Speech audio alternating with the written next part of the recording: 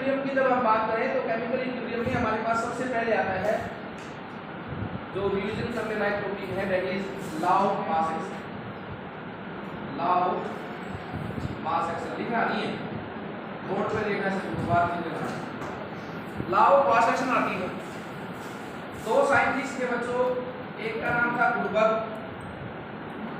और दूसरे का नाम था वेग।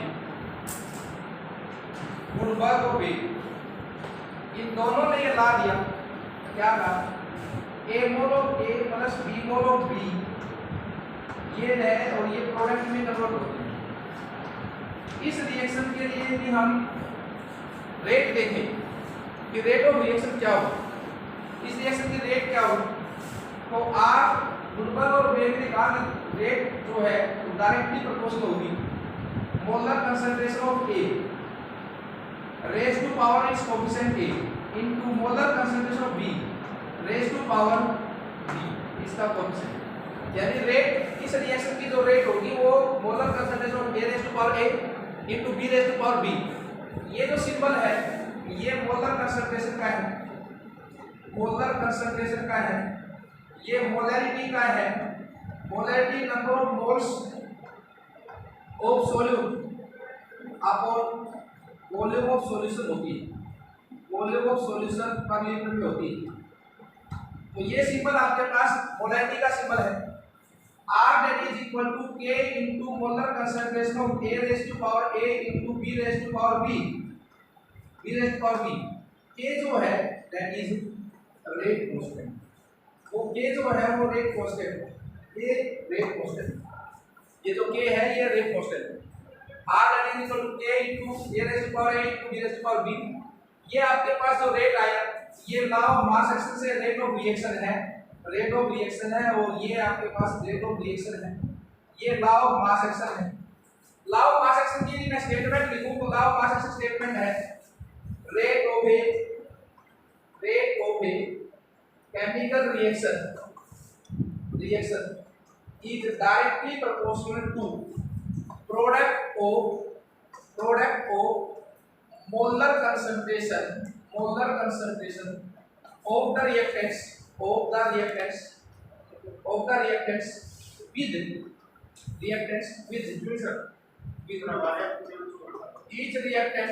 with each reactant raised to the power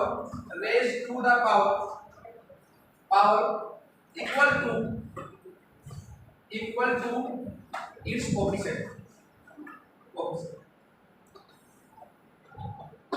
law of mass action की बात कर रहे थे बच्चों, लॉ ऑफ मास एक्शन की बात करें तो लॉ ऑफ मास एक्शन ये कहता है, भाई चुपचाप एक एक बैठ जाओ फटाफट, एक के पास एक बैठो, आवाज कभी नहीं, रिकॉर्डिंग चल रही है, इनमें क्या आपस में एक बात हो जाओ। आपने शुरू किया था केमिकल इक्विलिब्रियम में रिवाइज करवाना शुरू किया था, केमिकल इक्विलिब्रियम को मैं रिवाइज करा रहा हूँ। उसमें पहले रिवीजन के लायक जो टॉपिक है that is law of mass action, वो लॉ ऑफ मास एक्शन है। दो साइंटिस्ट थे, एक का नाम था गुडबर्ग, दूसरे का नाम था वेग। गुडबर्ग और वेग ने लॉ ऑफ मास एक्शन दिया, लॉ ऑफ मास एक्शन दिया, उन्होंने कहा कि रिएक्शन है A mole of A plus B mole of B convert होता है प्रोडक्ट के अंदर। इस रिएक्शन का जब आप रेट लिखें तो रेट डायरेक्टली प्रोपोर्शनल होगा molar concentration of A raise to power its coefficient that is small a into molar concentration of B raise to power of its coefficient small b। R that is equal to proportional to K into A raised to power A into B raised to power B। ये जो K है, ये K, इसको पहले velocity constant कहा है, proportionality constant कहा है, वेलोसिटी कांस्टेंट, इसको वेलोसिटी कांस्टेंट कहा है। R that is equal to K into A raised to power A into B raised to power B। ये जो सिंबल लगाया है ये मोलर कंसंट्रेशन का है, ये मोलैरिटी का है, तो molarity number of moles of solute upon volume of solution litre के अंदर, ये आपके पास रेट ऑफ रिएक्शन बताता है। तो यदि हमने इसको देखा, इस लॉ को डिफाइन किया, तो मैंने कहा rate of chemical reaction is directly proportional to product गुना product of molar concentration of reactants with each reactant raise to the power equal to its coefficient. यानी कि रेट रिएक्शन का गुणा होगा मोलर कंसंट्रेशन का हर एक रिएक्टेंट की का, जिसमें हर रिएक्टेंट अपनी पावर को रेज करेगा, ये A की पावर रेज करेगा, ये B की पावर रेज करेगा। मान लो हमें कोई एक रिएक्शन दे दे और ये कैंसर, ये एक रिएक्शन है, N2 plus H2 gives NH3 NH3 दो है, दो कर दिया, तीन था, तीन कर। सर इस रिएक्शन के लिए लॉ ऑफ मास एक्शन से रेट लिख के दिखाना। लॉ ऑफ मास एक्शन से आप रेट लिखना सर, रेट लिखा, लॉ ऑफ मास एक्शन से रेट R बराबर K इनटू मोलर कंसंट्रेशन, बोलो बच्चों क्या होगा, मोलर कंसंट्रेशन N2, बहुत बढ़िया, raise to power coefficient 1 into molar concentration H2 raise to power जो कुछ भी देखा, तो जो कुछ भी दिखाई दिया वही लिख दिया। यहाँ 1 दिखाई दे रहा था 1 लिख दिया, या 3 दिखाई दे रहा था 3 लिख दिया। It means law of mass action एक थ्योरेटिकल लॉ है। इट इज ए थ्योरेटिकल, ये थ्योरेटिकल लॉ है, इसको हमें थ्योरेटिकल लॉ। दूसरा एग्जांपल करें, ये देखो H2 plus I2 gives 2HI, ये दे R बराबर, बोलो भाई क्या होगा, R बराबर K into molar concentration of H2 into molar concentration of power, समझ में आ रही बात, बोलो बच्चों,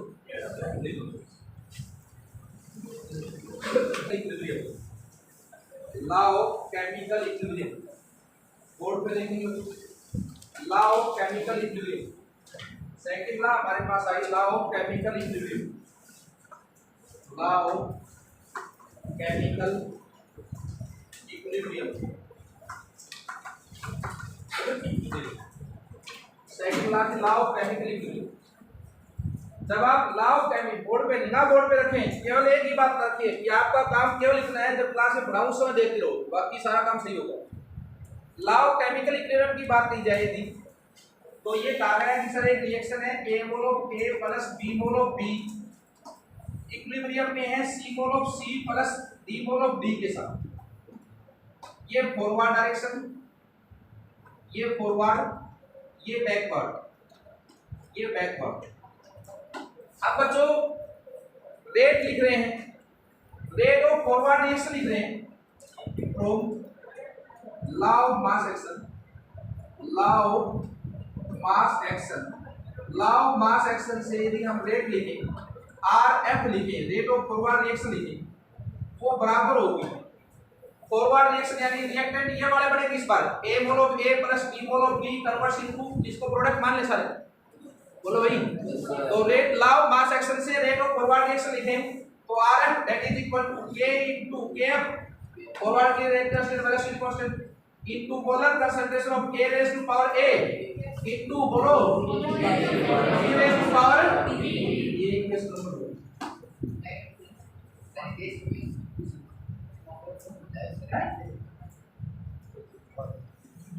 रेट ऑफ बैकवर्ड रिएक्शन की बात करें, फ्रॉम लॉ ऑफ मास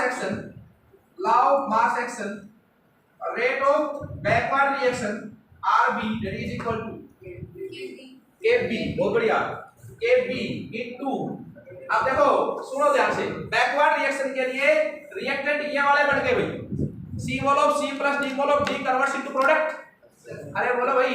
तो RKP that is equal to molar concentration of, बोलो C raise to power C into D raise to power D, ये इक्वेशन नंबर।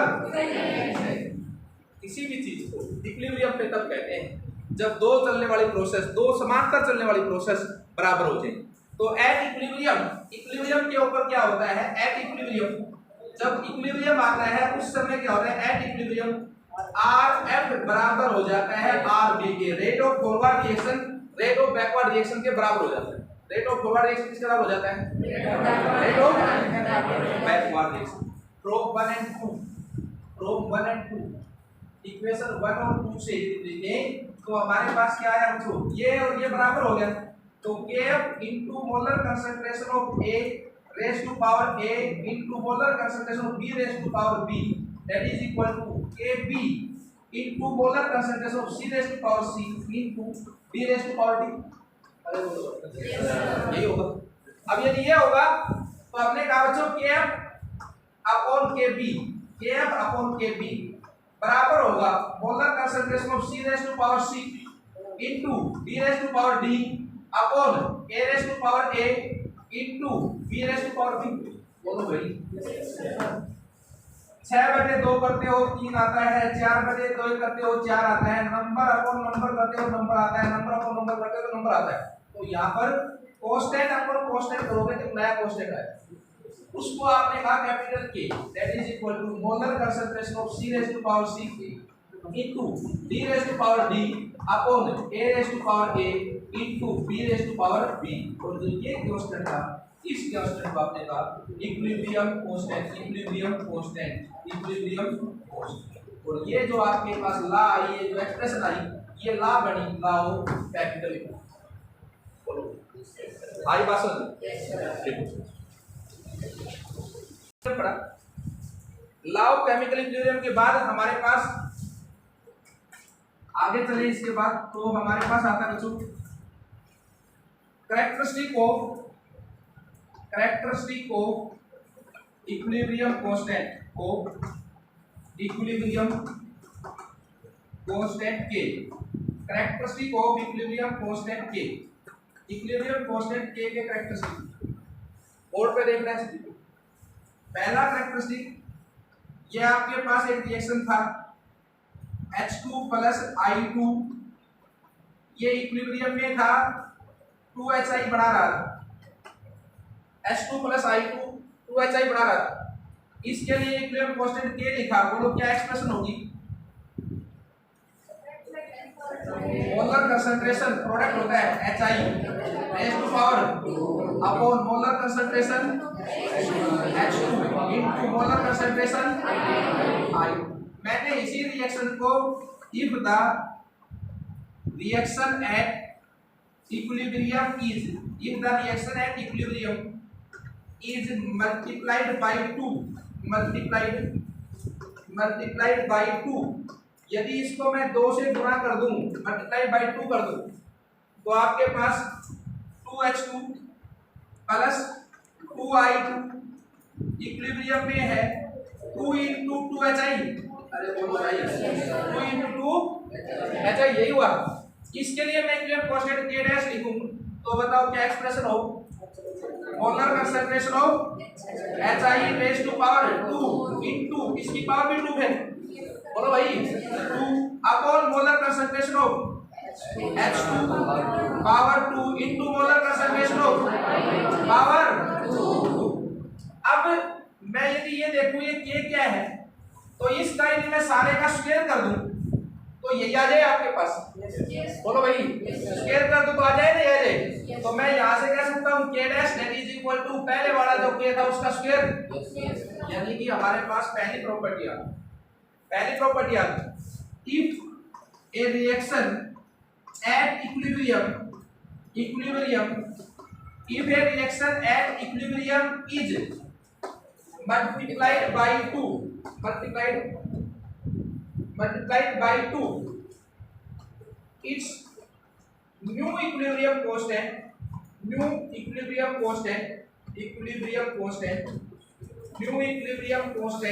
जो है K डैश वो बराबर होगा पहले वाले K का स्क्वायर। बोलो भाई क्या प्रॉपर्टी पकड़ी? पहली एक प्रॉपर्टी, यदि कोई रिएक्शन इक्विलिब्रियम पे है और आपने उसको 2 से मल्टीप्लाई कर दिया तो उसका नया जो इक्विलिब्रियम कांस्टेंट होगा K डैश वो पहले वाले का क्या होगा? 2 से मल्टीप्लाई किया तो स्क्वायर हो जाएगा।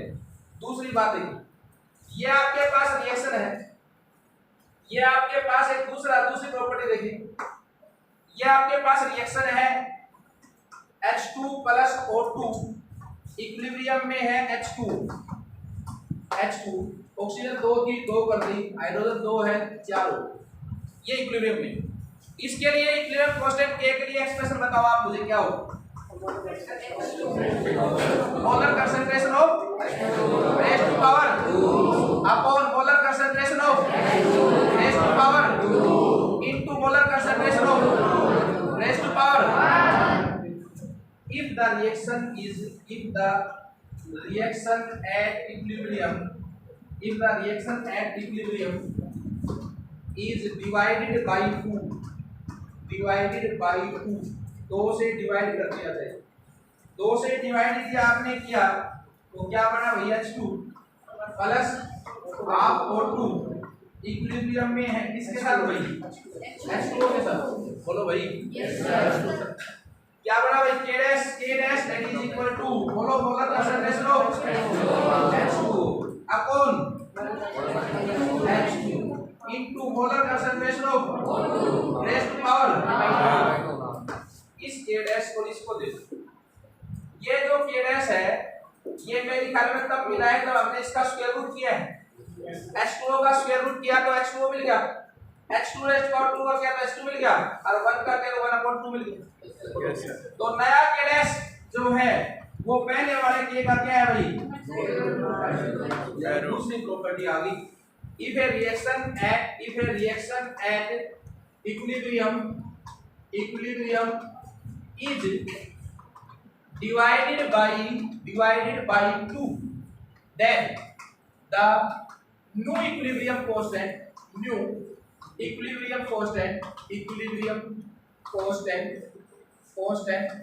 K dash बराबर होगा K का स्क्वायर रूट। बोलो समझदारी बात हो, 2 से गुणा करोगे तो स्क्वायर होगा, 2 से भाग करोगे तो इंटीग्रल रूट हो जाएगा। तीसरी प्रॉपर्टी और पढ़ ले, थर्ड प्रॉपर्टी और देखने इसकी, ये आपके पास एक इक्विलिब्रियम है, यही है थर्ड H2 प्लस मान लो यही मान लो H2 प्लस I2 इक्विलिब्रियम में है 2HI के साथ, 2HI के साथ इक्विलिब्रियम कांस्टेंट क्या बताओ क्या होगा molar concentration of raised to power upon molar concentration of raised to power into I2 raised to power. मैं इसको उल्टा कर दूं इस इक्विलिब्रियम को, 2HI इक्विलिब्रियम में है H2 प्लस I2, इसके लिए बताओ इक्विलिब्रियम कांस्टेंट K डैश क्या होगा molar concentration of raised to power 1 into molar concentration of upon molar concentration of raised to power 2। ये इक्वेशन नंबर 6। देखो ध्यान से, इस रिएक्शन को उल्टा किया तो इस K डैश में K में क्या रिलेशन आ रहा है, ये SI को ये उल्टा हो गया ना। बोलो भाई, यानी मैं लिख सकता हूं if A reaction is reversed तो उस समय क्या होगा K डैश जो है वो 1/K हो जाएगा। बोलो K डैश क्या हो जाएगा 1/K। सभी बात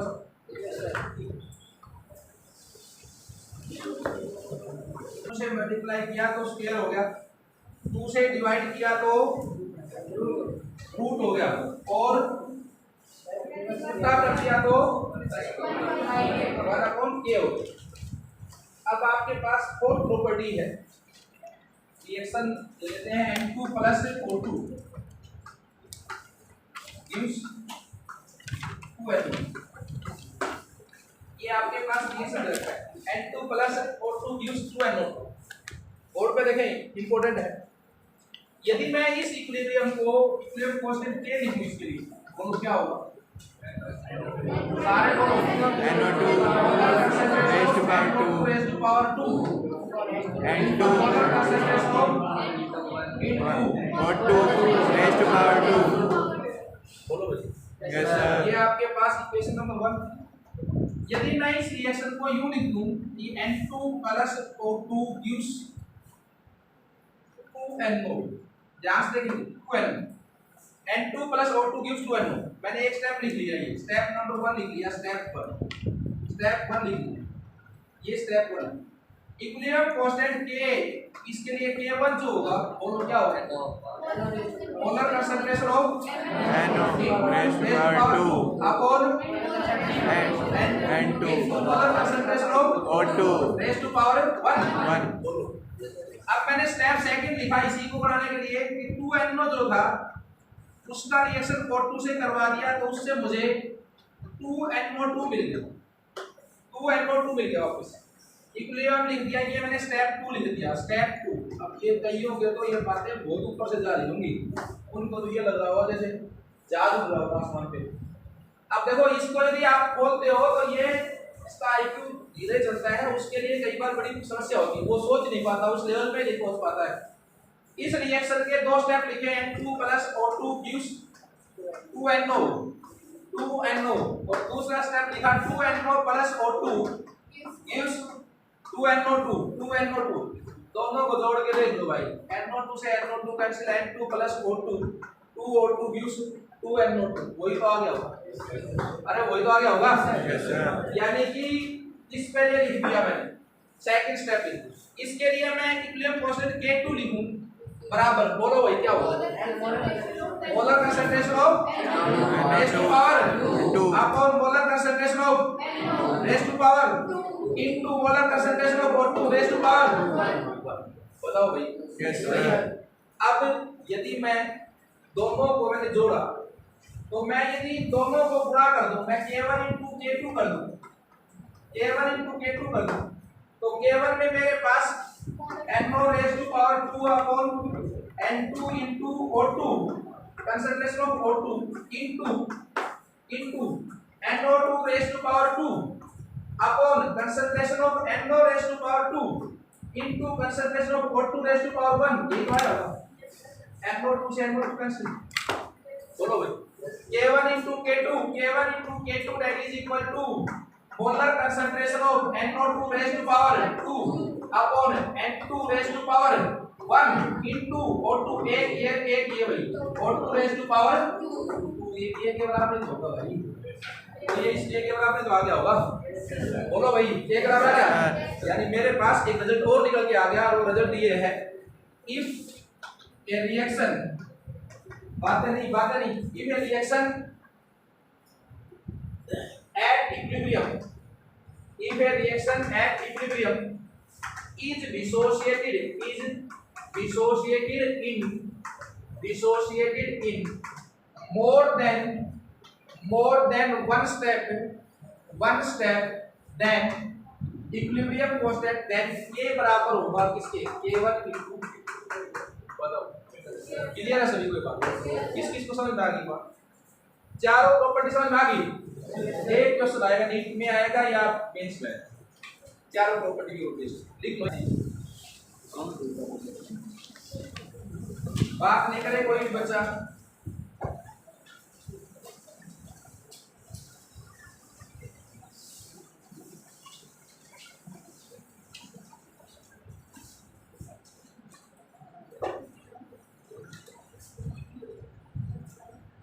बोर्ड पे देखें बोर्ड पे लिखते रहें क्वेश्चन के साथ साथ फॉर द ये जेईई मेंस 2019 का है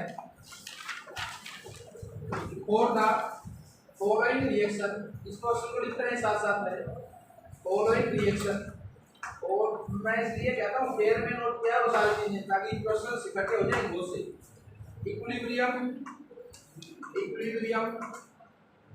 कांस्टेंट्स बातें नहीं are given equilibrium constants are given sulphur plus O2 equilibrium में है SO2 इसके लिए equilibrium constant K1 10 raised to power 52 2s plus 3O2 equilibrium में है 2SO3 K2 that is equal to 10 raised to power 129 the equilibrium constant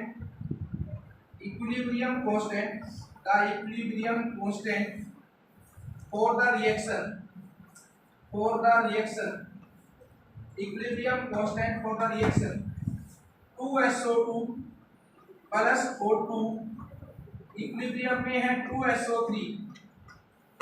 2SO3 A option है आपके पास 10 raised to power 181 बोलना नहीं है 10 raised to power 154 जिसको आता हो जिसने कर लिया जो कर लिया वो खड़ा होगा बोलना नहीं है 25 और D option 10 raised to power 77 बोलना नहीं है भाई बात बताओ जी नाम क्या है वो देखो इसको 2SO2 plus O2 और आसान इसलिए कहता हूँ चीजें कि आसान इसलिए ये सारे मेंस के क्वेश्चन और रिसेंट मेंस के हैं 2020 चल रहा 19 मेंस का क्वेश्चन नहीं है इसलिए कहता हूँ आसान है चीजें ढंग से पढ़ाई जाए और ढंग से पढ़ी जाए तो चीजें आसान है मुश्किल नहीं है 2SO2 plus O2 gives 2SO3 सबसे पहले लिखा SO3 पे डालो SO3 ये रहा सेकंड इक्वेशन में सेकंड इक्वेशन में। फिर SO2 को देखो, ये SO2 कहाँ है? SO2 सर फर्स्ट में है लेकिन प्रोडक्ट साइड में है। SO2 फर्स्ट की प्रोडक्ट साइड में है और हमें चाहिए कहाँ पर? रिएक्टेंट साइड में। उल्टा करें तब आ सकता है रिएक्टेंट। बोलो भाई, उल्टा करें तब आ सकता है।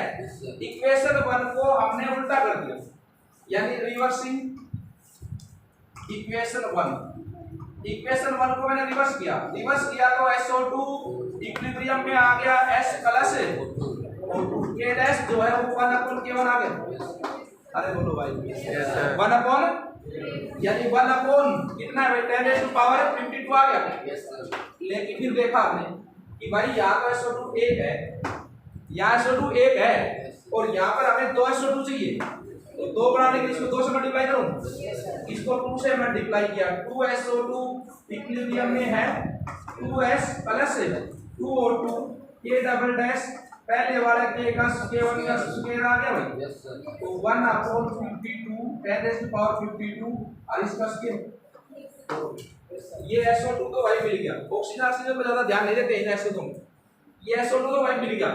SO3 भी मिल रहा है भाई यहाँ सेकंड से, तो भाई ये आपके पास इक्वेशन 1 2 इसको आप 3 बना लो, 3 बना लो और भाई 3 प्लस सेकंड कर दो भाई, दोनों को जोड़ दो।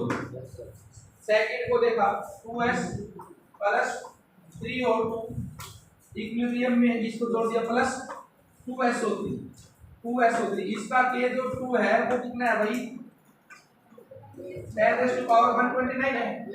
बोलो, जोड़ के देखा, इनको जोड़ के देखा, 2S से 2S कैंसिल, 3O2 से 3O2 कैंसिल, O2 बच गया। 2SO2 plus O2 gives 2S plus 2SO2 cancel हो गया प्लस 2SO3 बच गया। बोलो ये बचा, यही तो रिएक्शन होगी है। 2SO2 plus O2 gives 2SO2। और इसके लिए जो इक्वेशन कांस्टेंट K है वो हमें निकालना है। ये इक्वेशन मिली कैसे? ये इसको जोड़ के मिली। बोलो भाई, तो इसका जो K होगा वो 1/K1 10⁻52 का स्क्वायर इनटू 10⁻129। बोलो भाई 129 करो, सो कितना आएगा? 10⁻25। समझ में आ गया? बोलो, इक्वेशन को देखना होगा कैसे कैसे चेंज हुआ है। आगे देखो, N2 प्लस O2 इक्विलिब्रियम में है 2NO। इक्विलिब्रियम कांस्टेंट इसके लिए K है। आपको इक्विलिब्रियम कांस्टेंट K निकालना है। इसके लिए अपना कर ले, खड़ा हो जाएगा जो कर लेगा वो। O2 gives 2NO। इसके लिए K डैश बताना है क्या होगा, इसको आता हो तो कर ले, उठा लो। O2 गिव्स 2NO, कुछ भी नहीं दिया, 2 से क्या किया? इसको डिवाइड किया, K डैश क्या होगा? अगला करें कैसे?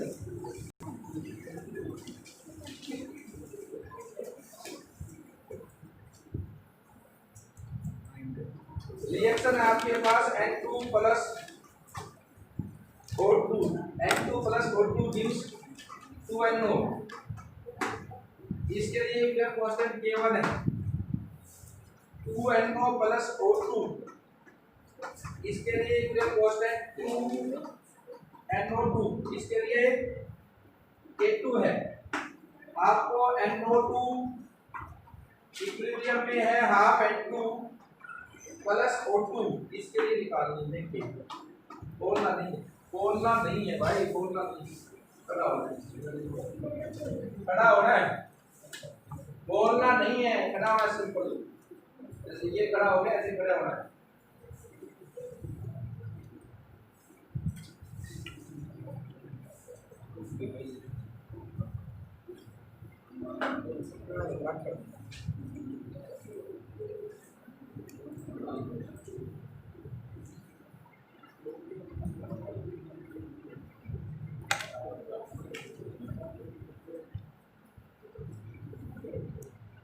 है आपके पास, बबूती मारने से, मंत्र फेरने से, माला जपने से पढ़ाई नहीं आनी।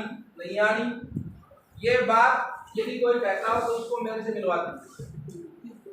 ये बात मेरे से ज्यादा कड़वे शब्दों में सच्चाई में कोई नहीं कर सकता। सारी ये आपके पास NO2 इक्विलिब्रियम में है, आप N2 प्लस O2। हमें मेन स्टेप्स पकड़ने हैं। NO2 को देखना सबसे पहले। NO2 का है ये सर, ये तो प्रोडक्ट साइड में है, इसको रिएक्टेंट में लाना पड़ेगा, तो इस वाले रिएक्शन को रिवर्स कर दिया। ये सेकंड ऑफ काम होते हैं। NO2 इक्विलिब्रियम में है 2NO प्लस O2, रिवर्स किया तो K2 डैश जो है वो 1/K2 हो गया। बोलो अब सर ये 2 है सर, ये तो हमें 1 चाहिए सर, 2 से डिवाइड कर दिया, 2 से डिवाइड कर दिया तो NO2 gives NO plus O2।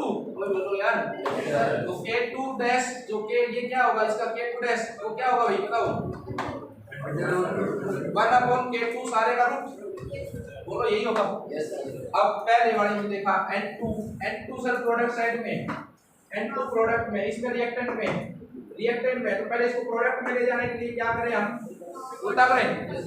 बोलो भाई उल्टा करें तो 2NO इक्विलिब्रियम में किससे N2 प्लस बोलो तो K डैश K1 डैश जो है वो किसके बराबर होगा 1/K1।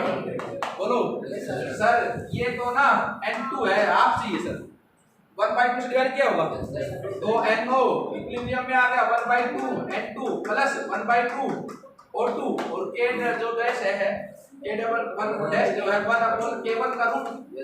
बोलो भाई अब इन दोनों को जोड़ दिया तो ये आपके पास आ गई, यही है ना। तो K जो है पहले वाले का इसका जो है 1/K2 इनटू 1/√K1, तो ये आपके पास 1/K1 इनटू K2 सारे का सभी वाले पक्का। Yes sir. ये भाई इक्विलिब्रियम कांस्टेंट K के कैरेक्टरिस्टिक्स थे, ये आपके पास इक्विलिब्रियम कांस्टेंट K के कैरेक्टरिस्टिक्स थे।